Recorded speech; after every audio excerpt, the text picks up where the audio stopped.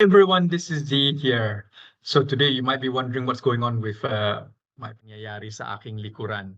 At ito ay isang pintura ng isang pintor mula sa Olanda na tinatawag na si Piet de Bruegel. At ang ipinapakita nito ay ang kwento ng Tower of Babel.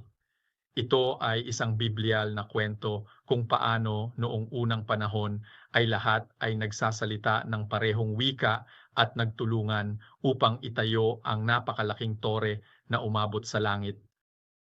Dahil sa sobrang kasakiman, nagkaroon ng pinsala sa tore at nagresultacie na świecie pojawiło się wiele różnych języków, które służą do komunikacji między ludźmi. To interesująca historia, ale myślałem, że będzie to dobry kontekst dla tematu, o którym dzisiaj chciałem z wami porozmawiać, czyli jak dążymy do wspólnego zestawu nazewnictwa lub systemów klasyfikacji. Teraz myślę, że tylko po to, aby zobrazować ten punkt, gdybym powiedział, jak byś to nazwał, co byś odpowiedział.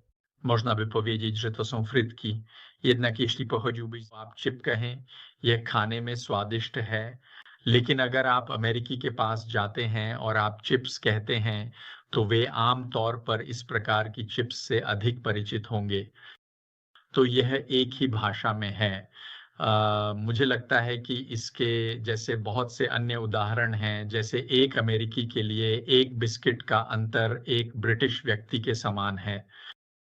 अब उस समस्या पर गहरा विचार करें और इसे माप बढ़ाकर想一下这个问题，并将其扩大到一个非常庞大的企业规模。这种情况确实经常发生。最近几周前，我发表了一篇文章，我觉得这种情况真的是经常发生，因此我觉得很有必要提到，另英商名为《迷失在翻译中的文章：为何标准化企业分类系统重要》。虽然有些绕口，但是这是关于如何用不同的名称称呼同一件事物的问题。更复杂的是cabaran dalam berkomunikasi secara berkesan dan berkolaborasi dalam sebuah perniagaan.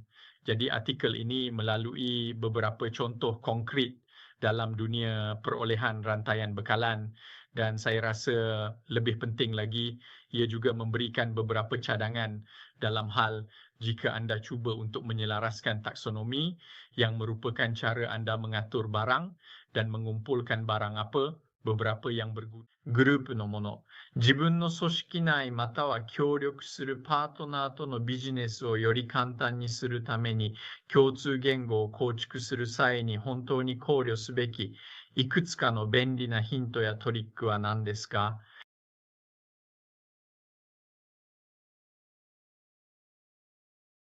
この記事をチェックしていただけると嬉しいです。このようなコンテンツがお好きなら、いいねや購読をお忘れなくして。Don't forget to hit like and subscribe. See you next